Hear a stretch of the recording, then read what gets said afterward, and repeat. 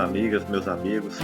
É uma alegria mais uma vez nós estarmos juntos, dando continuidade aos nossos estudos em torno da obra do nosso querido professor Pietro Baldi. E a gente segue aí no estudo do livro Deus e Universo. Nós estamos lá no capítulo 8, Solução Última do Problema do Ser. E é um capítulo muito interessante, onde o professor Baldi ele começa a preparar toda a trajetória desse capítulo para chegar num ponto em que tem a ver com a solução do ser, ou seja, a solução definitiva da questão evolutiva e da questão do destino do ser. Então ele veio trazendo no início desse capítulo a questão da trajetória que nos levou ao processo da queda cinética e que nos trouxe até o momento em que nós nos encontramos, que pela força de nosso próprio impulso que se iniciou lá no plano do sistema, ou seja, no plano mais absoluto, fez com que a gente decaísse, ou seja, a palavra decair é um termo muito interessante porque mostra, por assim dizer, uma queda vibratória. Mas, na verdade, esse decair-se foi a geração ou a ocorrência do ambiente mineral no qual nós nos encontramos, que é o plano do antissistema ou o mundo imanente, ou o mundo da evolução, como se quiser chamar. E nós sempre procuramos repetir esses conceitos aqui para que nós possamos dar continuidade aos nossos estudos e ficar cada vez mais entendível, cada vez mais claro. De certa forma, uma das coisas, uma das perguntas que vão surgir nesse estudo é a seguinte: a questão da ocorrência do mal, a questão da ocorrência da dor, a questão da ocorrência do sofrimento nesse ambiente no qual nos encontramos.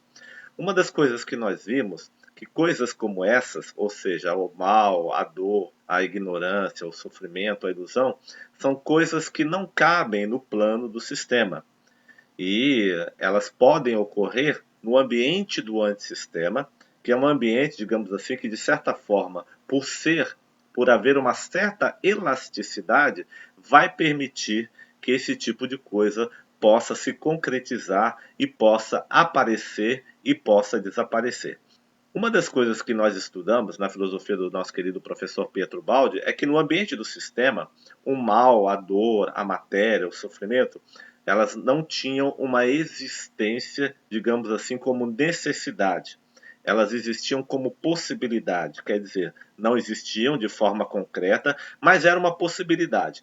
E por que num ambiente perfeito pode haver, digamos assim, incutida na substância a possibilidade de acontecer algo que não existe? Bom, se eu estou falando então de um ambiente perfeito, se eu estou falando do sistema, se eu estou falando do pensamento do coração de Deus, nada é impossível. E pela lei do livre-arbítrio e pela lei do direito que o ser tem de conquistar e de direcionar as energias que dele emanam e que ele produz dentro de si, evidentemente que não pode haver nada tabelado como impossível, porque seria uma violência por parte do Pai. E aí nós vimos os motivos no estudo pelo qual o ser, alguns seres, ou seja, uma coletividade de espíritos que viviam no sistema, resolveram optar por se direcionar, ou seja, por caminhar na direção de um mundo obscuro. E que mundo obscuro era esse? Era o mundo da possibilidade da matéria se concretizar, da possibilidade do mal acontecer, ou seja, de gerar-se as dimensões tempo e espaço e todas as ocorrências que podem acontecer dentro dessas dimensões.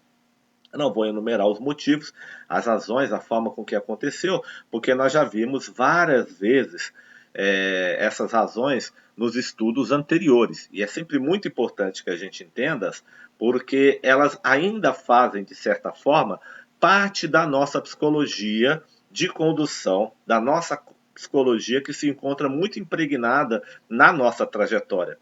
Então, o professor Baldi ele vai dizer que, entendendo a nossa psicologia, nós vamos entender também a psicologia que nós trouxemos do sistema como forma de impulso que nos fez afastar do sistema. Então, uma das coisas que nós aprendemos, que nós entendemos, é que não foi Deus que nos expulsou do sistema. E, na verdade, não foi nem o sistema em si. O próprio homem, o próprio espírito, direcionando as suas energias de forma equivocada, de forma sinistrogira, ele mesmo caminhou para o ambiente da periferia do antissistema, do sistema. E adentrou o mundo da possibilidade que se tornou uma realidade. E aí vai surgir, então, o primeiro momento assim da estrutura, como diz o professor Pietro Baldi, que foi o momento da involução em que o ser decai no plano do antissistema. E essa involução ele vai explicar através da grande equação da substância, que também é uma das formas de explicar essa involução, e também vai fazer outras explicações de várias maneiras, como é o caso da queda cinética, que nós viemos estudando aqui. Nós chegamos num ponto agora no estudo em que o professor Pietro Baldi ele vai abordar uma possibilidade extremamente complicada, que é aquela possibilidade em que o ser, como psicologia individual, como memória, ou seja, como estrutura pensante e estrutura de personalidade que ele é, em todos os seus aspectos, aqui no ambiente do antissistema, possa vir a ser, digamos assim, eliminada. Na aula passada, no estudo passado, nós vimos uma possibilidade da eliminação do mal através do processo da evolução. Nesse caso, nós estávamos vendo o quê? Nós estávamos vendo um verdadeiro expurgo, um saneamento das qualidades espirituais do ser, através de um processo da redenção, no qual o ser, inserido num trabalho árduo e fatigante, ele vai então melhorando, ou seja, ele vai seguindo um impulso diferenciado da queda e começa então a fazer um impulso diferente, que é o impulso da elevação, da evolução ou da redenção. E com isso ele vai reconquistando com a civilidade e com os seus processos de espiritualização aquelas qualidades que ele perdeu do sistema. Bom, então se ele criou a possibilidade de adentrar a matéria no tempo, no espaço, ou seja, criou o ambiente do tempo e espaço com a sua força, com a sua energia, e é claro que quando eu falo criou, porque partiu da sua decisão, partiu do seu impulso, partiu da sua atração. Mas quando eu falo que ele criou, na verdade, evidentemente que Deus, com seu amor, com a sua sabedoria, ele vem com a sua lei. Ele vai promover a explosão do antissistema de forma que, quando eu falo explosão, expansão do antissistema, de forma que ele possa acompanhar aqueles espíritos que decaíram, que na verdade somos nós, e para poder realizar o processo de cura, ou seja, o processo inverso, que agora é a volta desses espíritos para o sistema, voltar depurado, voltar capacitado, voltar pronto a readquirir as qualidades da substância que ele perdeu e que ficaram encobertas numa forma, digamos assim, muito pequena, graças à queda do sistema. Ficaram esquecidas.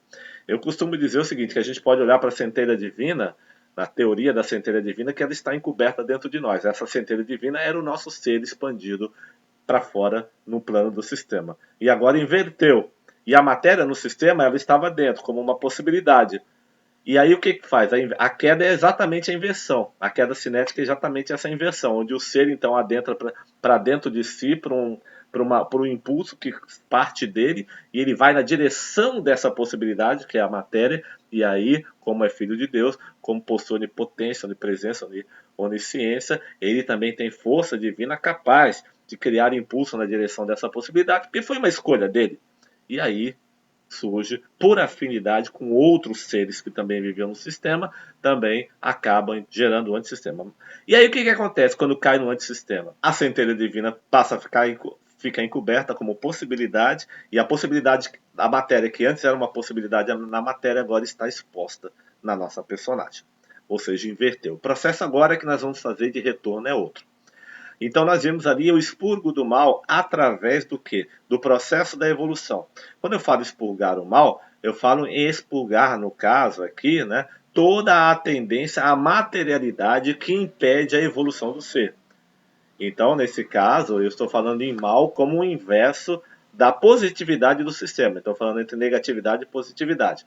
Nesse caso, naquele primeiro momento, ou seja, no estudo passado, nós vimos essa transformação do ser, ou seja, essa elevação, não como eliminação do ser, pelo contrário, mas como readquirir as qualidades perdidas que ele tinha no sistema e ser saneado a sua personalidade psicológica, tirando dele completamente a ocorrência do impulso que gerou a queda no sentido negativo, no sentido oposto ao sentido positivo, que é o caso do sistema ou da casa do pai. Mas agora, nesse estudo, o professor Petrobaldi, então, ele vai adentrar numa outra possibilidade. Ele vai adentrar na possibilidade da extinção dessa psicologia. Nós estamos lá na página 61, é mais ou menos o meio do primeiro parágrafo inteiro que tem nessa página aí. Eu, evidentemente, trouxe aqui para os slides aqueles parágrafos, mas é a mesma coisa, eu enumerei só para ficar mais fácil o nosso entendimento e nós podemos, assim, fatiar o estudo que nós vamos fazer agora. E então, o professor Petrobaldi começa a dizer mais ou menos assim: a contração se completou, o sistema se anulou, todo o edifício se reduziu a um ponto, a uma não dimensão. O núcleo último, reduto do antissistema, continuará ainda como rebelde sinistro giro, girando sobre si. Vamos tentar entender isso aí um pouquinho. Essa contração em que o ser é, digamos assim, e que o antissistema é reduzido a uma não dimensão. Então nós fizemos meio que uma interpretação desse parágrafo, e eu poderia dizer mais ou menos assim: é o espírito que insiste em ficar no mal, ou seja, manter-se somente no eixo de si mesmo, voltando unicamente para o seu ego, este continuará dobrando sobre si, sobre a curvatura, até reduzir-se a dimensões inferiores na direção da anulação da consciência. No estudo passado, o que nós percebemos? Que nós vivemos num universo curvo, de tempo e espaço. Isso é uma tendência do nosso universo. Uma tendência onde o espaço ele é curvo. Ele vai se curvando. Essa curvatura, ora ela expande, ora ela se retrai. Ora ela vai se, digamos assim, se curvando sobre si mesma. Essa ação universal, ela se repete em vários fatores, inclusive no próprio ser humano. Então, evidentemente que o ser humano, ou seja, o espírito, aqui veja bem, quando eu estou falando, agora eu não vou falar em ser humano, vou falar em espírito, que insiste em manter-se na materialidade, que em se compraz no mal, e que se compraz cada vez mais em curvar sobre ele mesmo, ou seja, olhar ele unicamente como centro do universo, aí eu estou falando de um ego muito exacerbado. O que acontece com essa entidade, com esse espírito, é que ele continua dobrando sobre si, sobre a própria curvatura, até se reduzir cada vez mais a dimensões inferiores na direção da anulação da própria consciência. O que nós vimos no processo da queda, na primeira queda que teve do sistema para o antissistema, é que os espíritos decaíram. Eu não vou entrar em detalhes sobre isso, até o nível no qual muitos espíritos decaíram, da perda total da consciência que havia no sistema. Não que eles a perderam definitivamente, mas ela ficou anulada a tal ponto, reduzida a tal ponto, que parece que ela foi esquecida. Essa consciência esquecida é aquela que o Evangelho menciona, em que Deus plantou a consciência no homem, ou seja, que o Livro dos Espíritos vai dizer que Deus escreveu a sua lei na consciência do homem. Evidentemente que Deus não vai escrever a sua lei quando o homem chega no reino nominal. E aí, de repente, parte do princípio que nessa primeira encarnação, que ele chega ao reino nominal, ele já está de posse de toda a lei de pai e nunca mais vai errar. Não é assim. Ele está no plano da reconstrução. Essa consciência foi escrita, essa lei, essa consciência foi escrita no plano sistêmico. Do quê? No processo em que o ser surge como uma individuação inteligente. Esse é um ponto importante que nós temos que ter em mente. Mas aí o que acontece? Quando o ser decai, ele vai na direção de reduzir a sua consciência, na direção de anular ela como lembrança. Então esse é o primeiro grande esquecimento. Não é o esquecimento da reencarnação. A reencarnação é um outro processo. Esse é um reesquecimento do processo da queda, no qual o ser saiu do sistema e adentrou um antissistema, invertendo totalmente a sua polaridade. Então essa consciência divina, essa lei que foi colocada na consciência do homem, no cerne do homem, no cerne do ser, enquanto espírito, foi, digamos assim, anulada. No caso aqui, o professor Petrobaldi está falando o quê? Da insistência do ser em não sair do estado no qual ele se encontra. E aí vai dizer o seguinte no segundo parágrafo aí. Mas, por fim, Mesmo essa reserva cinética será destruída pelo atrito contra as radiações dextrogiras dominantes, e esta última substância, componente, também será retomada na corrente positiva do eu sou. Quer dizer o seguinte, o professor Petrobaldi está dizendo que, mesmo que uma individuação, que uma consciência seja totalmente anulada, uma psicologia de um espírito seja totalmente anulada, a substância que o compõe, essa não pode ser destruída jamais. A substância sistêmica desse ser não pode ser destruída. E aí o que acontece então? Essa substância, ela, digamos assim, pode ser retomada na corrente positiva do eu sou. Esse eu sou aqui, no caso, é a substância do ser, que é o inverso do antissistema que ele representa na sua estrutura atual. Nessa insistência em que se observa a recusa absoluta em readquirir a consciência original, dado o livre-arbítrio, veja bem, o ser tem livre-arbítrio. Ele pode optar por não readquirir a sua consciência. Ele pode optar por se tornar cada vez mais primitivo, se ele quiser manter-se primitivo e não evoluir. Isso é dado pelo livre-arbítrio, porque o livre-arbítrio também é lei. E dada a opção de se manter sem evoluir, o espírito se anula como vida, e pode ocorrer de a lei sistêmica deixar morrer aquele psiquismo e retomar a substância do mesmo para novo aproveitamento. Uma vez que um psiquismo não foi bem aproveitado, ou seja, a estrutura da personalidade que compõe o ser não foi bem aproveitada, pode ser que a lei sistêmica determine que ela queira recolher a substância daquele ser para um novo aproveitamento. Estamos falando do ser que fracassou na evolução, nos bilhões de anos de evolução. E aquele psiquismo não foi para frente. O professor Petrobaldi, ele aventa a possibilidade de que a lei possa, então, deixar-se anular completamente aquela fase antissistêmica daquele ser, já que ele se recusa a evoluir, e recolher a sua substância. Isso é um pouco assustador, na verdade, porque nos dá a seguinte impressão. Peraí, quer dizer então que existe a possibilidade de um determinado espírito, sim, por insistência, perder, digamos assim, o contato com a sua consciência de forma definitiva e não fazer o seu processo, não terminar o seu processo de evolução e aí não voltar para a casa do Pai? Em outras palavras, não ser salvo? Quer dizer, aquele psiquismo Deus vai perder? Isso é extremamente assustador. Isso é uma hipótese que o professor Petrobaldi aventa aqui. Mas nós podemos entender a coisa de uma outra forma. Veja bem, essa substância ela é recolhida para um novo aproveitamento, uma nova tentativa sobre uma nova diretiva agora. E aí, nesse caso, esse novo aproveitamento, como Deus não perde nada, pode ser que esse espírito possa enfrentar dificuldades, digamos assim, numa seara, digamos assim, de queda divergente, diferenciada, escolhida pelo Pai, para que ele possa novamente tentar um trajeto de evolução que funcione no caso dele. A ciência, um dos ramos da ciência vai dizer que nós temos cerca de 10 elevado a 60 universos materiais paralelos.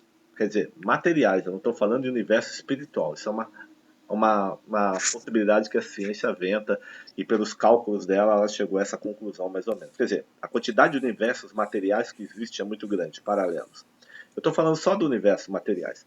O Crispim ele coloca uma palavra que eu acho muito legal, ele fala assim que se você conseguir imaginar um universo, conseguir imaginar um planeta, se você conseguir imaginar uma possibilidade, é porque ela existe.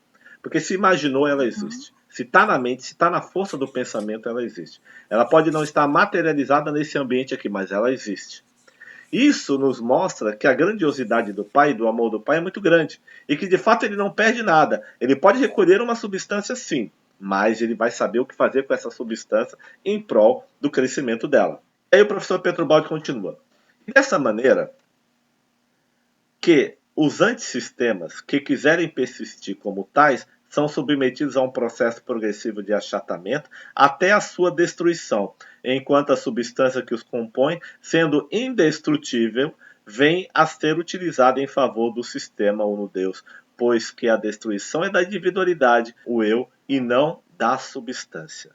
Exatamente aquilo que nós falamos. Então, o sistema, ou seja, o uno Deus, todo o ambiente da vida vai reaproveitar aquela substância que compõe aquela individualidade. Certamente, a gente vai ver isso nos estudos, que essa individualidade vai ser recuperada em outros processos diferenciados, porque o amor do Pai é muito grande. Com essa possibilidade aqui, nós já começamos a perceber o quê? Que o mal, ele, digamos assim, não tem futuro. Por uma forma, ou por evolução consentida, ou por se recusar a evoluir, ele não tem futuro. Então o melhor é aceitar a evolução, o melhor é caminhar com ela, né? Aqui temos o Balde afirmando que existe a possibilidade de fracasso na evolução, porque o ser é livre. Mas, se pelo abuso da liberdade a individualidade desse ser não puder ser mais aproveitada, verificando que mesmo após bilhões de anos de oportunidade, não cria forças para desarticular a capacidade de criar sofrimentos, olha só, desarticular a capacidade de criar sofrimentos, dores e ilusões, o sistema, que nada perde, recolhe-lhe até escrevi uma palavra errada, recolhe-lhe a substância e desfaz esse psiquismo fracassado. E é natural que seja assim. Então, depois de 14 bilhões de anos, o psiquismo fracassou, não evolui, não adianta as oportunidades, o que, que acontece? É claro que o sistema vai pegar aquela substância, vai reaproveitá-la. Ou seja, vai fazer com que ela se torne efetivamente capaz de modificar, capaz de mudar o destino. Então, quando a gente fala na morte desse psiquismo fracassado, fala-se do quê? Fala-se não da perda do filho, do Espírito de Deus, não do Filho de Deus, pelo contrário, fala-se da desvinculação daquele psiquismo do ambiente, da evolução que ele estava e de uma nova oportunidade com essa substância que é recolhida e aproveitada pelo sistema. E aí eu acredito, aí é Vander que está falando, eu acredito que essa parte dessa individuação inteligente do pai, que é um filho seu e que não pode ser perdida de forma alguma, vai encontrar uma outra possibilidade de elevação, de redenção, de crescimento. Não sei como isso pode acontecer, mas certamente as possibilidades são infinitas. Então nós vimos aqui que essa é a técnica da destruição do mal e da vitória final e absoluta do bem. Quer dizer o seguinte, o mal, ele se curva sobre si mesmo, ele olha para si mesmo, ele é extremamente egocêntrico, e aí o que, que acontece? Cada vez mais, quando ele acha que ele está crescendo, e muita gente olhando aí as notícias da televisão, vendo o mundo, vendo a história do nosso planeta, vê o mal como vitorioso, pelo contrário, ele pode estar, digamos assim, expandido em termos de sensibilidade de sentidos visuais. Pode estar sendo percebido materialmente, mas cineticamente, energeticamente, substancialmente, ele está cada vez mais dobrando sobre si e perdendo o seu psiquismo. Por isso que ele entra em desespero. E por isso que ao entrar em desespero, ele grita cada vez mais. É por isso que o mal gosta de fazer barulho. Por que, que ele gosta de fazer barulho? Para que chame a atenção, para que tire os processos do bem da própria órbita. E aí o que, que acontece? Ele tem a intuição, ou seja, o psiquismo que consente o mal, que se compraz no mal, que se compraz na ilusão, na irrealidade, que se compraz nas hipnoses, na ilusão a respeito de si mesmo, ele tem a intuição íntima de que ele está fadado ao fracasso. Então ele tem pressa.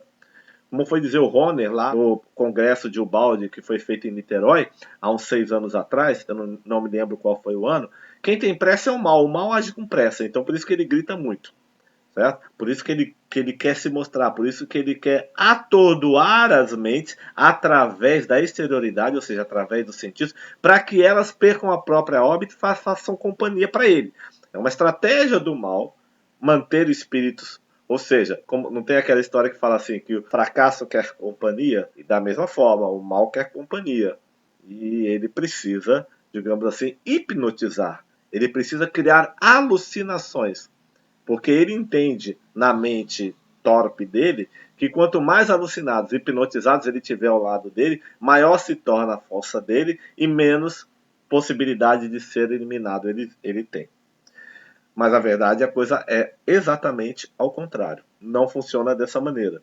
Ele pode até se mostrar, porque os bilhões de anos de elevação do nosso sistema tem esse processo de elasticidade que dá a oportunidade do ser errar e se corrigir. Ele pode até se aproveitar disso para de alguma forma não querer evoluir, mas a própria lei da curvatura cinética do universo, que respira e inspira num processo de criação, vai fazer com que ele mesmo se dobre tanto em cima de si mesmo até chegar a um ponto em que ele mesmo se autodestrói. Agora nós ainda estamos lá na página 61 e o professor Pietro Baldi vai dizer assim: para tornar compreensível um fenômeno substancialmente abstrato, que abrange todas as formas do ser, do puro espírito à matéria, então o professor Pietro Baldi está falando assim, é um fenômeno extremamente abstrato.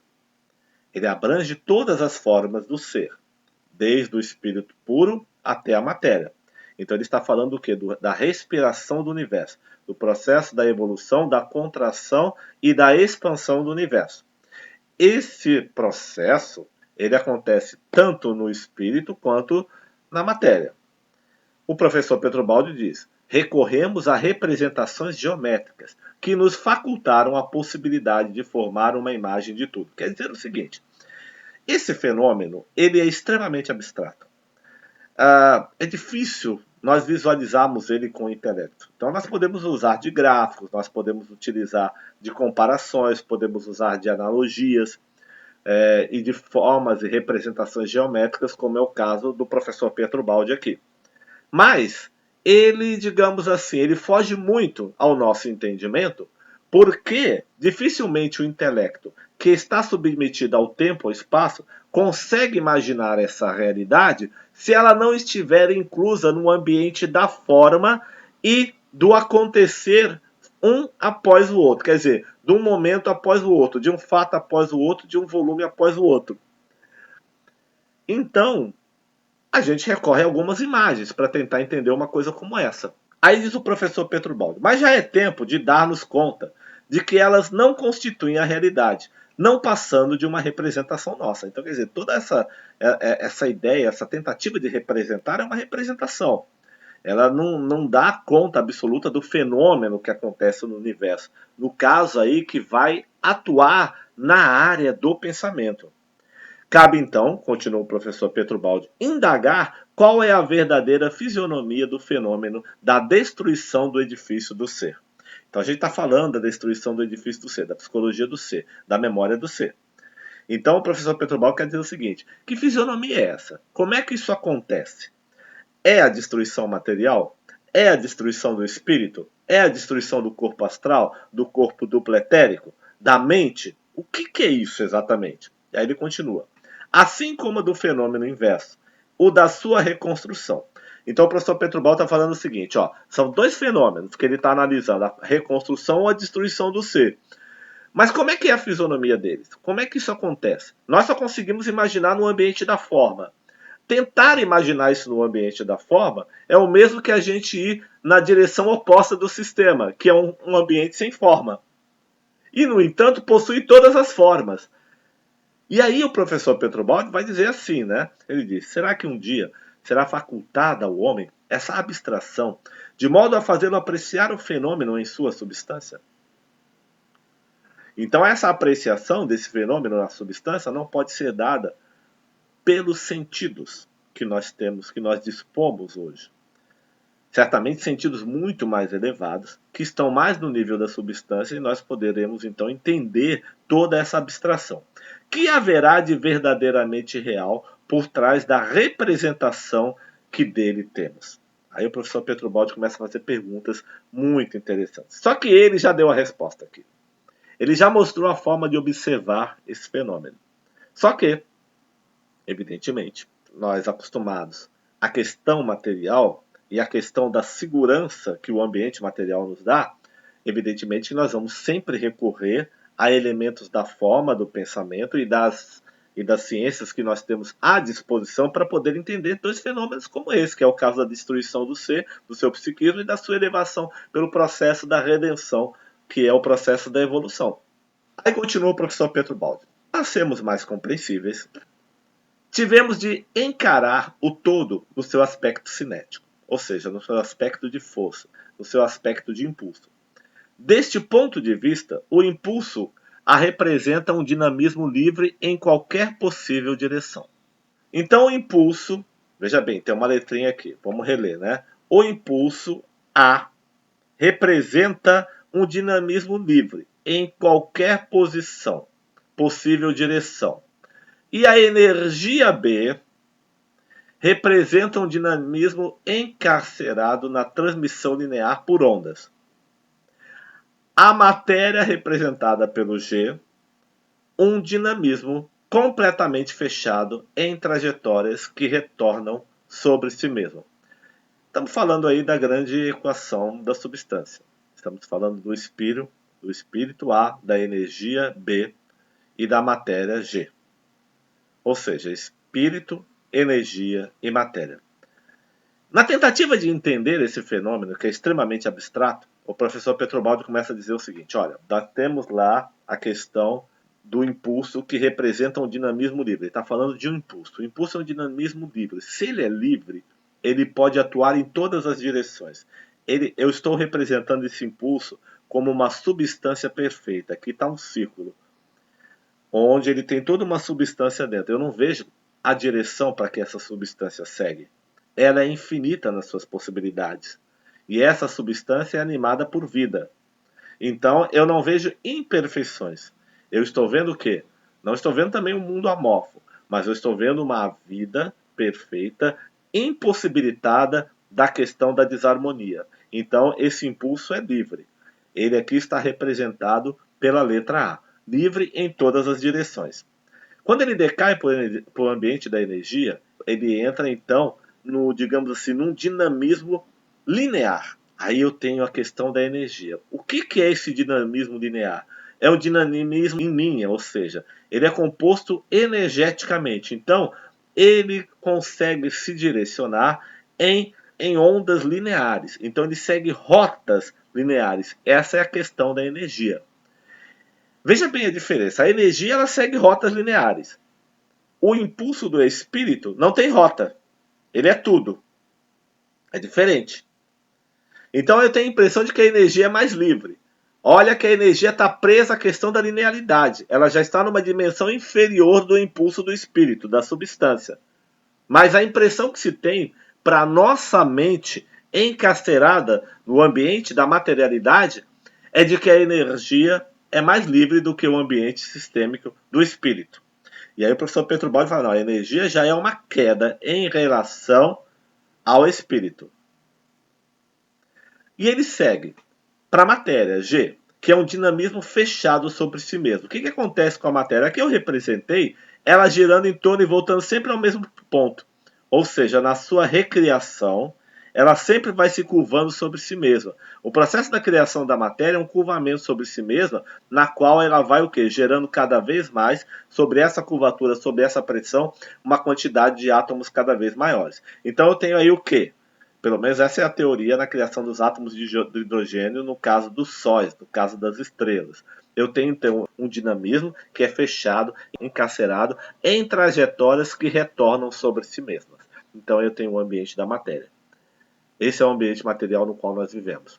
Então eu tenho o espírito que decaiu para a energia que decaiu para a matéria. São a mesma substância, apenas em fases diferentes do mesmo fenômeno. Eu poderia dizer então que eu tenho, no caso, Deus que se fez verbo e o verbo que se fez carne. É a mesma coisa. Ou seja, carne, matéria, verbo, energia. O verbo é energia. O verbo é ação. Eu faço, tu faz. É a realização de ação. No caso aqui eu estou falando do cosmos. E aí o espírito que é Deus. Então no processo da grande substância de Petrobaldi, eu estou vendo claramente. No início o verbo era o verbo e o verbo estava em Deus. Então estava na substância. Uma possibilidade, decai para a energia, ou seja, se faz verbo.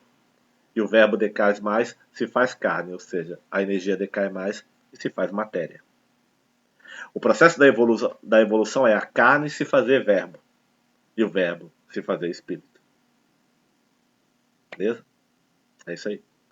Vamos continuar. Então nós estamos vendo aí o quê? Nós estamos vendo como é que se processam todo esse ambiente da vida, para a gente poder entender um pouquinho mais como vai funcionar a questão do ser no seu futuro.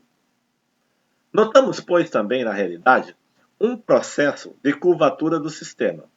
Aí diz o professor Petrubaldi, ele continua. Nas grandes dimensões, a energia segue linhas curvas até o fim que retoma o ponto de partida. Assim, o espaço é curvo, como o é também a estrutura atômica e planetária. Quer dizer, nós vivemos no tempo e espaço, como diz o nosso querido Einstein, né? Então, no espaço existem as curvaturas. Essas curvaturas fazem com que as distâncias se comportem de forma diferente. Elas vão existir também no ambiente atômico e nos ambientes planetários também. Tudo é curvo, mas não com uma curvatura estática, vai dizer o professor Petrubaldi, mas em expansão e contração por trajetória espiraloide. A gente vai ver isso com bastante calma para entender essa questão agora. Então veja bem, o universo respira, ele é curvo, quer dizer, essa curvatura é dinâmica. Essa curvatura, ela é constantemente trabalhada em forma de expansão e contração. Então o universo ele se expande e ele se contrai. Da mesma forma, tudo que existe no universo se expande e se contrai. Esse respirar do universo faz com que a vida exista, com que a energia se transforme, com que a vida possa prosseguir.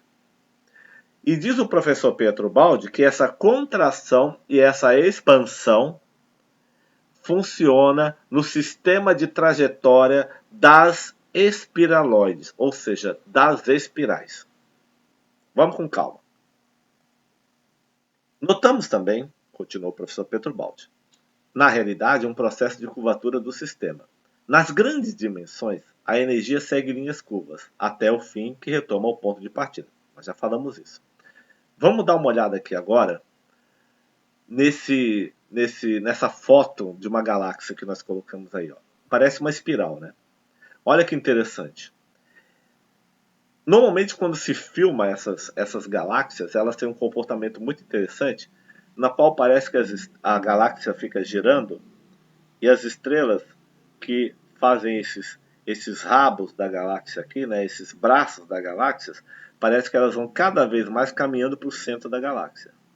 Mas ao mesmo tempo, é interessante que essas estrelas também, elas, sob determinado aspecto, se distanciam mais do centro da galáxia. Então nós temos aqui um ambiente material mostrando uma grande espiral. Se a gente avança mais um pouquinho, nós podemos ver outros elementos da vida que também funcionam como espiral. Um caramujo na sua formação. Olha que interessante. Né? A gente pode ver aqui a formação de um ciclone em cima da Terra. Outros elementos também que também vão se formando em forma espiral. E se nós olharmos, tudo funciona pela lei da atração e da retração, como é o caso do átomo, onde os elétrons vão rodar em torno dele. Então a vida, em todos os aspectos do universo, e inclusive nos seres, que aqui nós vamos tratar como antisistemas pequenos, menores, cada um de nós é um antissistema menor, existe o grande antissistema, mas cada um de nós também é um antissistema menor, também funcionamos nesse processo de espiraloide, de respiração, de contração e de expansão. Essa contração e essa expansão é que vai permitir a evolução do universo e da vida, porque todo o universo é vida, tudo vai evoluir, até um átomo, como diz Emmanuel, do átomo ao arcanjo. Um átomo vai se tornar um arcanjo pelos processos da evolução. Isso vai funcionar dentro de um processo de espiraloide. O problema do espírito rebelde, então, é o de curvar-se cada vez mais, não sobre o seu interior, que seria a direção, assim por dizer, da sua espiritualização, mas sim de curvar-se sobre si, sobre seu pequeno eu, sobre seu ego, sobre a ilusão de si mesmo. Aí essa frase, quem escreveu fomos nós aí. Quer dizer o seguinte, o espírito rebelde que se recusa a evoluir, que continua na direção da matéria, o seu psiquismo, olha só, eu não estou falando da sua forma humanoide, eu não estou falando nada disso, eu estou falando do seu psiquismo. Veja bem, abstrato a coisa. Ele se curva na direção do próprio ego, na direção do eu menor, cada vez mais. E aí o que acontece? Essa curvatura dele não é na direção do seu interior, mas é na direção da sua espiritualização, da sua centelha divina, mas na direção do seu ego, de sobre si mesmo, do seu pequeno eu. Eu peguei um desenho aí num site que eu achei muito legal, muito interessante, embora ele não vá definir claramente esse processo. Mas se eu dissesse que cada um desses caras que estão se curvando aqui um sobre o outro é, na verdade, a personagem do indivíduo em determinados momentos da evolução, ou seja, em cada encarnação, eu posso colocar dessa forma, se curvando sobre si mesma, olha que interessante. Ela vai se curvando cada vez mais sobre si mesma, e o único caminho desse ser é o apequenar-se. Olha só. Porque está se curvando sobre si. Ele não está se tornando ressurrecto, ou seja, indo na direção da ressurreição da consciência. Ressurreição da consciência, do espírito, do ser. Então ele não está aproveitando os processos da evolução. Então, quer dizer, essa ilusão individual que se deteriora no avançar das personalidades em diferentes reencarnações. Então ele vai se curvando cada vez mais sobre si mesmo. E ele tem esse direito. Ah, mas a doutrina espírita diz que o espírito não retrograda, ou seja, ele não retorna na sua evolução. Ele não atrasa a sua evolução. Mas isso não quer dizer que ele não se curve sobre si mesmo, que ele não anule a sua consciência porque decidiu não acompanhar o processo da evolução. Então ele pode entrar pelo livre-arbítrio num processo simples de, digamos assim, de afastamento vibratório cada vez mais da sua própria consciência. Então, com aquela evolução que ele ganhou ali, ele pode se curvar cada vez mais. É difícil de entendermos isso, mas é possível se nós avançarmos um pouquinho no nosso estudo aí. Eis a trajetória típica dos movimentos fenômenos. Aí vai dizer o professor Petrobaldi. Lá na grande síntese tem uma figura 4 lá que o professor Petrobaldi coloca várias espirais assim. É muito interessante. Essa espiral recaindo sobre si mesma, retornando, etc. e tal. Tudo, pois, tende a expandir-se ou a contrair-se. Esta é a respiração do universo. Em dois tempos opostos. E tudo isto confirma e explica a nossa precedente representação geométrica. Ou seja, representação que ele fez lá no livro A Grande Síntese, na figura 4 do capítulo 25. Tá bom? Mas o fenômeno, na sua substância, continua o professor Petrobaldi, deve poder assumir infinitas formas e ser suscetível de infinitas representações. Uma delas, porém, que tenhamos escolhido, é suficiente para fazer-nos compreender o seu andamento e a sua fisionomia. Então, o professor Petrobaldi escolheu uma forma de representar o fenômeno. Ele continua. Qualquer que seja o ponto de vista, trata-se sempre de uma inversão para o negativo, que pode manifestar-se como congelamento ou solidificação cinética, como contração ou curvatura do sistema, como um aprofundar-se do espírito na matéria, uma destruição da consciência e assim por diante. Então quer dizer o seguinte, os pontos de vista podem se transformar também numa inversão. Os pontos de vista sempre vão se transformar numa inversão, por quê? Porque é um ponto, não é o infinito. Não é o conceito extremamente abstrato da coisa. Então o professor Petrobaldi alerta que, nesse caso aqui, nós precisamos expandir essa visualização para todo o fenômeno. Ele está dando um recado aqui para a gente, olha, esse processo da curvatura do ser e de perda e destruição da consciência, ele é um processo abstrato, não é um processo material. Ele não é um processo da forma. A forma é só uma manifestação temporária.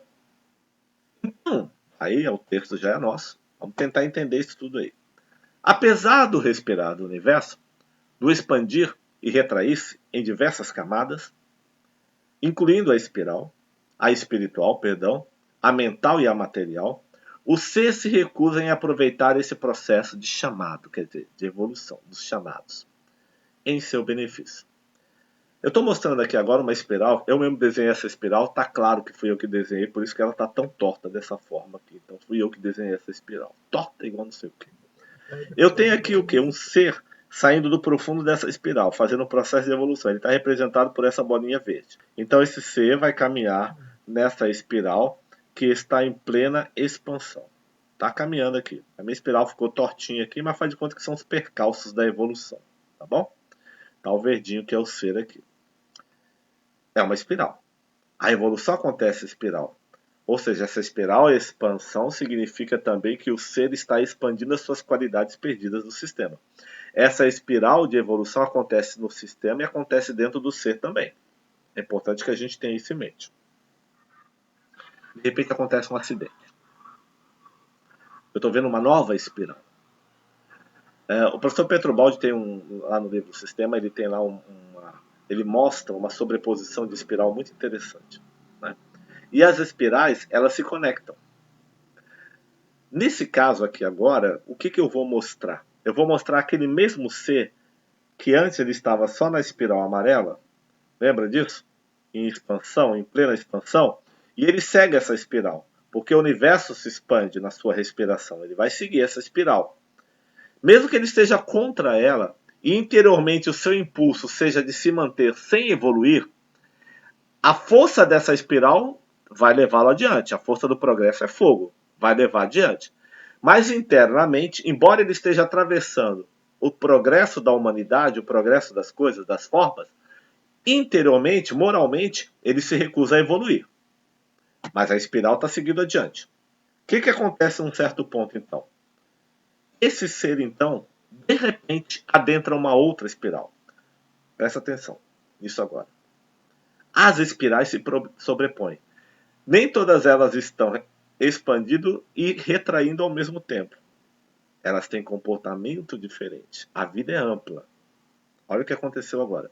Esse ser vinha no caminho. Ó. Ele estava vindo no caminho da amarela. De repente, tinha uma bifurcação. Ele entrou na espiral vermelha. O que essa... Veja bem. O ponto que esse ser estava da sua evolução era o ponto máximo da espiral vermelha. Expandida. E ele entrando nessa espiral vermelha, eu estou chamando de vermelha aqui para ficar mais fácil no nosso gráfico, ele vai conseguir seguir o caminho dela, vai seguindo o caminho dela. E ele agora está na direção do seu impulso, ele já estava. E olha o que acontece, essa espiral está se retraindo, estão notando isso? O caminho de retração para dentro? Foi a escolha do ser. Mas, nós podemos ver uma outra opção. O ser caminhava naquela espiral amarela. Já estava nesse ponto aqui. Tá certo? O que acontece de repente? Surge uma grande espiral azul. Uma espiral em expansão. A amarela já era de expansão. A azul é de expansão. Nota-se que nesse ponto aqui, ao invés dele continuar na espiral amarela, da sua evolução moral, ele então já tinha condições de adentrar a espiral azul, que continuava em plena expansão. Ela vai continuar expandindo. É uma evolução bem, digamos assim, que todos nós gostaríamos, né? Na verdade. Olha só o que aconteceu. A espiral amarela que ele estava pode começar a entrar num processo de contração, e é normal. Porque as espirais contraem e expandem. Quer dizer, contraem ao contrário, e se expandem. Esse é a respiração do universo. Ele funciona, a força cinética da curvatura faz isso no universo que nós vivemos. O ser, então, por escolha, ele entrou na espiral que está expandida. E a amarela começa a se retrair. Quem continuou nela, continuou. Interessante é o seguinte, que nós podemos notar. Então quer dizer que eu entrei numa espiral negativa e agora não tem mais como sair? O cruzamento das espirais acontece o tempo todo. O indivíduo pode entrar num processo de espiral cinética que está se dobrando sobre si cada vez mais, e até o final dela, até ela começar a se expandir de novo, e aí vai enfrentar dificuldades de quedas laterais para depois começar a se expandir. Ou ele pode, nas bifurcações que ele vai encontrar, fazer o quê? Ele pode adentrar uma espiral de elevação, mesmo que ele tenha se reduzido numa das espirais. Então nós colocamos exatamente isso aqui.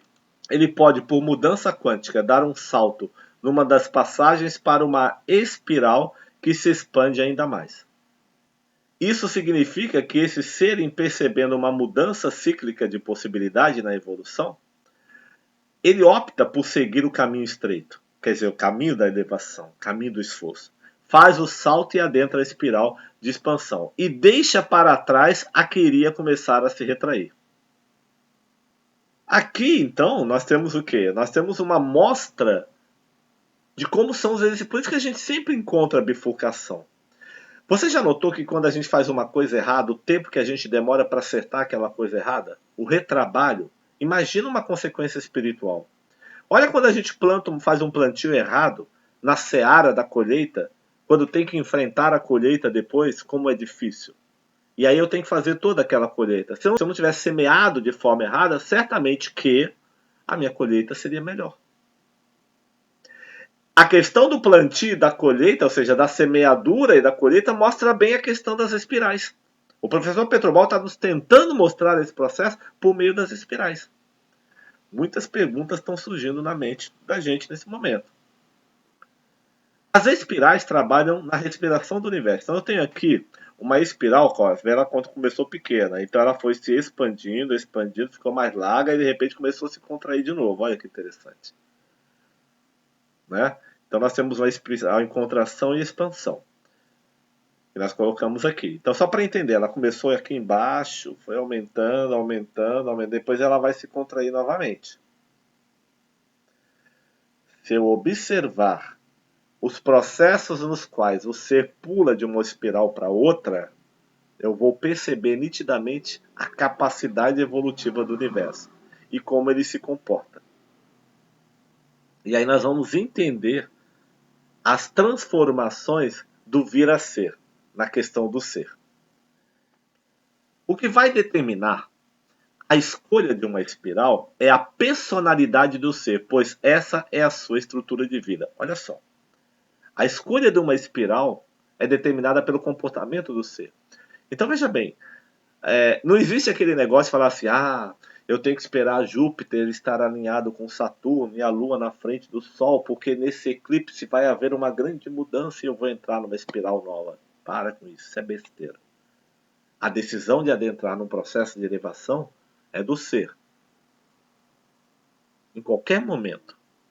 O que vai garantir que ele vai passar por uma espiral melhor é o seu comportamento e o seu patrimônio que ele vai adquirindo na carreata, na trajetória da espiral que ele se encontra. Então aqui embaixo nós temos um exemplo no qual o ser ele vai determinar por escolha de uma espiral. É a personalidade do ser. Pois é, essa é uma estrutura de vida. Então a preparação para entrar numa espiral de contração é feita pelas atitudes repetitivas que tornaram negativas as qualidades do ser. Foi decisão dele, foi por decisão dele. Então, olha só, esse ser aqui escolheu a espiral menor, a vermelha em contração, porque nesse seu caminho de evolução aqui, ele só acompanhou a evolução porque a lei estava fazendo o ambiente no qual ele estava evoluir, mas ele mesmo, cineticamente dentro de si, a sua personalidade moral não evoluiu. Então o que vai acontecer? Ele grafou aqui a mudança de trilho. Já viu o trem quando vai mudar de trilho? Tem um trilho assim, aí outro que faz assim. Aí o maquinista puxa uma alavanca, ele entra para o trilho que está desse lado aqui. É a mesma coisa, você puxou a alavanca. Na primeira bifurcação, na direção da alavanca que ele puxou, ou seja, se ele empurra para a esquerda, ele vai entrar para a bifurcação da esquerda. Se ele não puxa, ele continua no meio, na sua velocidade cruzeiro. Então ele pode estar com a alavanca puxada para a esquerda. Aparece uma bifurcação à direita, uma oportunidade, ele não vai enxergar de elevação, ele vai entrar para a esquerda, a próxima esquerda que tiver. O que fez isso? Quando que ele puxou a alavanca? Na sua trajetória anterior. O que é a trajetória? É o próprio ser. O que é o ser? É a personalidade, são as qualidades do ser. As qualidades espirituais, as qualidades mentais, as qualidades do ser. Então, nesse caso aqui, esse ser vai adentrar nessa espiral, como a gente mostrou lá em cima. A outra possibilidade, o que vai determinar a escolha de uma espiral é a personalidade. Então, igualmente no tempo, quer dizer o seguinte, o espírito que escolhe a ascensão mística, o caminho da verdade e da vida, se prepara para a entrada numa espiral ascensional. Igualmente foi dele a decisão. Então, igualmente foi dele a decisão. esses fatos nós olhamos na vida todos os dias, todos os momentos. Nós falamos em substância, falamos em energia, falamos em matéria. Materialmente, a matéria, que é o nosso, digamos assim, elemento G, que é o elemento gama, estaria o quê? Estaria dobrando sobre si mesma. Estaria o quê? Retornando sobre si mesma. Então, o ser que adentra numa uma espiral espiritualizada, ou de contração, ou de retração, ou de expansão, se ele está encarnado, se ele está, digamos assim, ainda ligado aos processos da reencarnação, esse ser, ele vai adentrar a espiral. A espiral, em que momento que ele vai adentrar na espiral? Materialmente, não. Ele adentrou num campo da energia, ou num campo do espírito. E continuou no ambiente material. Porque ele ainda, de certa forma, estava ligado aos processos da reencarnação. Continua na sua elevação. Isso eu posso explicar muito claro. Eu tenho um Francisco de Assis. Qual a espiral que ele está? Estava numa espiral, evidentemente, de expansão completa. Mas onde ele estava encarnado? Na Terra. Cumprindo missão? Cumprindo missão, não importa. Passou dores? Passou dores. Teve dificuldades? Teve dificuldades. Qual a espiral de Francisco de Assis? Da elevação. E se ele não tivesse escolhido o Cristo? Ele era um cavaleiro rico, lá de Assis. Foi para a guerra, inclusive. Nunca chegou a matar ninguém, mas, digamos assim, tinha bens, tinha riquezas, aquela coisa toda. Poderia ter escolhido o caminho de uma espiral negativa? Veja que interessante a mudança que houve com Francisco de Assis. Do estalo, da vontade. Toda vez que eu coloco a minha vida num caminho verdade, vida, de espiritualidade, de amor, de sabedoria, de reforma íntima, de busca do Pai, de busca do Cristo, de entendimento da verdade, de amor ao próximo, de abandonar a violência que eu trago dentro de mim, de abandonar o meu eu, ou transformar o meu eu medieval, primitivo, o meu lobo interior, numa energia capaz de mudar o mundo, evidentemente eu estou virando a minha alavanca para a direita. Engraçado, quando eu falo direita, no vídeo, aparece esquerda, mas é direita. Tá bom? E aí é porque meu vídeo está invertido. É porque eu sou do antissistema, eu estou invertido, entendeu? Aí o que acontece? Quando aparecer um momento certo, eu mudo de espiral. Mas a preparação eu vou fazer. Por que o ser determina o momento? Porque ele determina a mudança dele. Continua o professor Pietro Baldi no seu ensinamento. Agora nós já estamos lá na página 62. Certo é, no entanto, que aqui podemos fundir em unidade todos os fenômenos, desde o moral da queda dos anjos ao da progressiva demolição do espaço até o ponto, desde o da involução ou criação até o da evolução.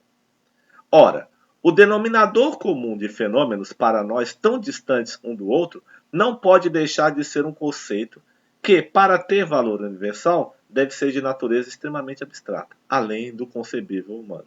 O professor Petrobal está dizendo, esse denominador dos fenômenos, ele tem que ser o mais universal possível, para que a gente possa entender o fenômeno como um todo.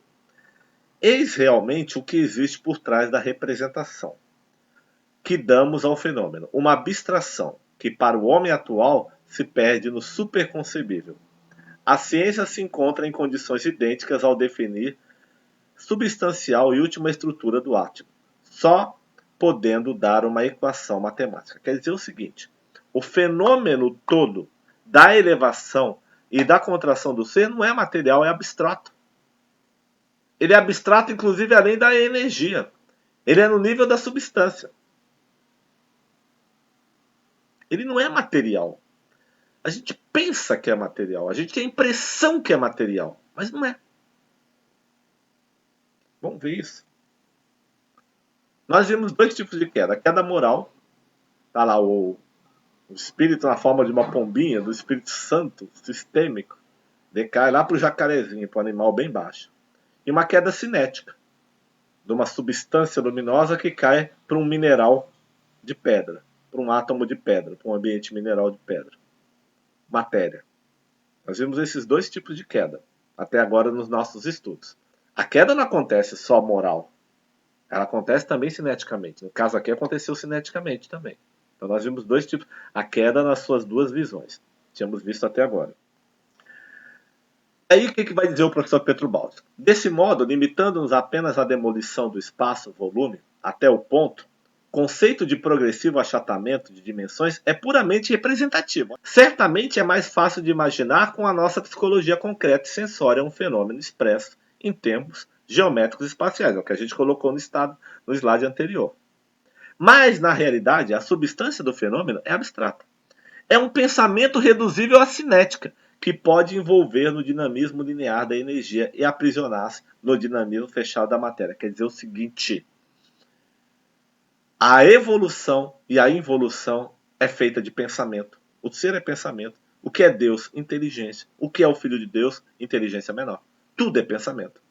Não é esse pensamento do intelecto superficial aqui. Não. É o pensamento composto do ser, da substância do ser. Aí o professor Pietro Baldi está explicando, olha, não é o fenômeno material. As nossas representações são geográficas, mas o fenômeno é extremamente abstrato. Tanto do envolvimento como do envolvimento. Tanto da involução quanto da involução. Tanto da queda quanto da redenção ou da salvação, como você quiser chamar. Então, continuou o professor Pietro Baldi, o que se contrai nas demolições do espaço não é o volume ou a matéria, mas é a construção criada por essa ideia abstrata e nela projetada. É a ideia. É a ideia que se projeta na abstração da queda. O processo da queda começou por uma abstração do ser, pela idealização de um mundo que ele não fazia parte no plano do sistema.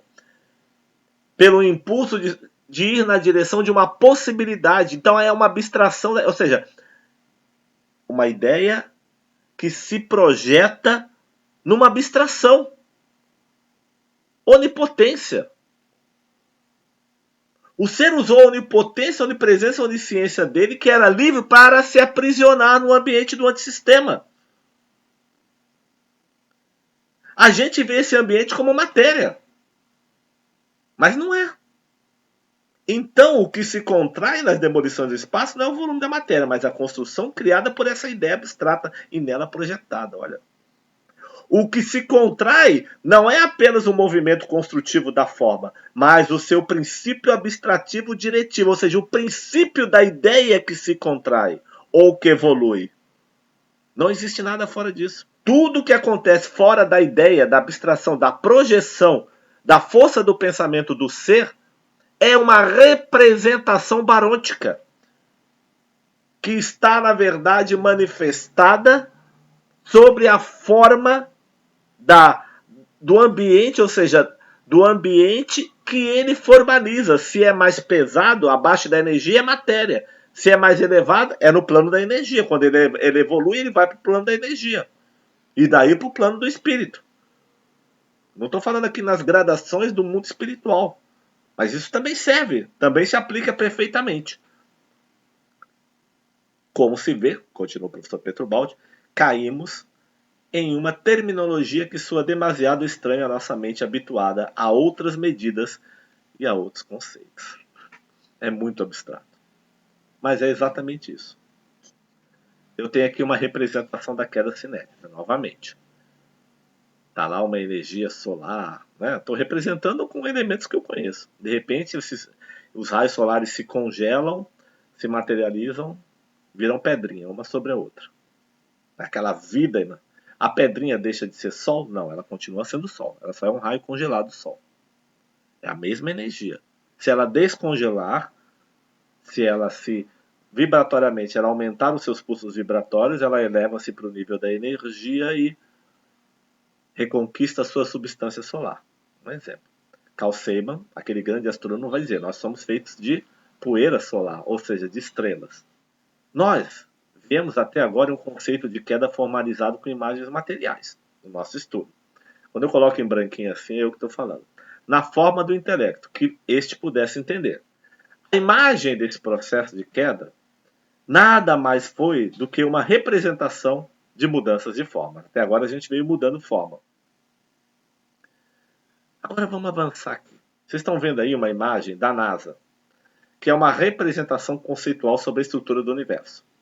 Parece até uma grande espiral, né? Só agora é que a gente vai entrar no entendimento da grande lição. Alguns setores da ciência já concluíram que se todos os átomos existentes no universo fossem agrupados, o universo se reduziria ao seu tamanho real, um grão de arroz. Esse é o tamanho do universo, um grão de arroz. Se você pegar todos os átomos, encostar todos um no outro, pelo processo de contração absoluta, você vai chegar a um universo que é do tamanho de um grão de arroz. E se vier um Big Bang e explodir esse grão de arroz em 4 minutos, o universo toma um tamanho infinito. A distância de um átomo para o outro é a mesma coisa que uma estrela para outra, em termos quase proporcionais, por assim dizer. Então a queda não é material. Não pode ser. Quer dizer que o universo material é muito menor do que o nosso ser. Muito menor do que nós. Do que o nosso Cristo interno. Ele é, portanto, uma abstração material do pensamento, da capacidade do pensamento do Pai. Por isso que ele é muito pequeno. Não pode ser o processo da evolução e da elevação sujeito à matéria. A matéria é um elemento organizador disso. Para nós, é como se nós estivéssemos vivendo a ilusão da matéria. Para o espírito. Evidentemente que ela se apresenta com matizes de realidade dado a nossa evolução e a nossa projeção. Olha o que o professor Pietro Baldi, projetado na ideia abstrata. É isso. O que é evoluir? Libertar a consciência. Libertar o conhecimento, a volumetria do ser. Através do quê? De processos de moralização que tem a ver com o amor, com a sabedoria, que são coisas que se expandem, que são coisas que estão além da volumetria do intelecto e da emoção. E entramos então no capítulo do Evangelho, plenamente de evangelizar a criatura ou angelizar a criatura. O Baldi vai dizer assim, ó. Então, vou repetir o que o professor Pietro Baldi falou. O que se contrai nas demolições do espaço não é o volume ou a matéria. A matéria não tem como se contrair. Ela é do tamanho de um grão de arroz. Não é ela que se contrai, ela é só uma representação. Não é a demolição do espaço, o volume ou a matéria, mas é a construção criada por essa ideia, abstrata e nela projetada. Olha que interessante. Essa ideia abstrata projetada é que é grande. O que se contrai não é apenas o movimento constitutivo da forma, mas o seu princípio abstrato, diretivo, o pensamento que a isso preside. O pensamento. Deus é pensamento. Deus é inteligência. Que é Deus? Suprema inteligência. Pergunta número 1 do Livro dos Espíritos. E nós somos filhos dessa inteligência. Nós somos o quê? Pequenas inteligências. Vamos continuar? E nós completamos. A matéria em si é quase nada. A ministra veneranda de nosso lar vai dizer assim: a criação mental é quase tudo. A matéria é quase nada, grão de arroz. A criação mental é quase tudo. E aí vem Jesus para dizer assim, lá em Mateus 17:20. Se tiveres fé do tamanho de um grão de mostarda, lembra do grão de arroz? Poderão dizer a este monte, vá daqui para lá, e ele virá. Nada vos será impossível. Há 2021 anos atrás, Jesus dá um recado metafísico para todas as humanidades que ainda vão existir no nosso planeta. Se tiveres fé completa, absoluta. Não importa o tamanho dela, materialmente falando. Se ela for do tamanho de um grão de mostarda, ou seja, ela já abrange todo o universo. E qualquer monte, dentro ou fora do ser, se move. Talvez Jesus até vai dizer aí que o universo é do tamanho de um grão de mostarda. Porque pelo princípio das partículas compartilhadas, tudo está em tudo. Eu acho que dá para parar a aula aqui hoje. Vamos parar isso tudo aqui agora. Porque dá para a gente sentar, meditar muito. Entenda quem puder. Ouça quem puder. Quem tem ouvidos de ouvir, veja quem tem olhos de ver. Dá para a gente pensar muito. E é bom que a gente termine a nossa aula aqui hoje, nesse momento, porque eu convido cada um a refletir bastante sobre esse pensamento. Pensando sobre toda essa grandiosidade, que embora possa, digamos assim, estar dentro de nós e fora de nós ao mesmo tempo, como disse Jesus, que o Pai está em nós, eu estou no Pai, mas o Pai é maior do que eu, nós percebemos a grandiosidade de todos os esquemas que compõem a vida. A vida, ela vai além do que nós podemos imaginar com esse nosso intelecto pequeno. Embora esse nosso universo tão grande, tão infinito, possa ter lá as suas camadas de expansão ou até mesmo de contração, num respirar que faz com que todos os seres do universo possam caminhar pelos processos de crescimento, de elevação e de melhoria de si mesmos, embora esse universo ele possa ter a sua representação num grão de arroz, ele possa ter a sua representação numa galáxia infinita, da qual nós demoraríamos séculos para atravessar, no pensamento do Pai, na realidade, na verdade absoluta, tudo é muito grande. Isso mostra o quanto Deus nos ama, o quanto Deus nos quer bem, e o quanto a nossa capacidade de se aproximar desse Pai, não por distância geográfica, porque não existe essa distância geográfica entre eu e o Pai, nos mostra que Deus, na sua infinita sabedoria, nunca quis e nunca planejou nada na vida para que o homem dele se afastasse. Não há como se afastar do Pai. Não há como se desligar do sol que ilumina a nossa vida, o nosso ser. E nós não estamos ligados ao Pai por processos de sintonia imanente, porque a nossa ligação é profunda, contundente na seara da nossa centelha divina, do nosso ser espiritual. Acreditar nisso é um ponto importante, para que a gente possa começar a trabalhar numa reforma íntima diferenciada, na qual a gente trabalha a humildação do nosso ser, para que a gente possa fazer um processo de accese nesse universo que é feito de amor e de sabedoria. E o nosso universo é amor e sabedoria.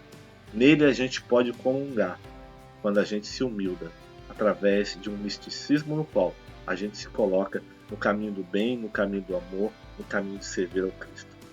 Então que na lição de hoje a gente possa refletir de forma muito profunda, muito carinhosa, sobre toda essa beleza magnificente que nos cerca, que ao mesmo tempo nós a somos, e entender o porquê cada irmão que caminha ao nosso lado, tendo essa mesma grandiosidade, merece de nossos corações a nossa melhor visualização com relação a ele, com relação ao seu ser.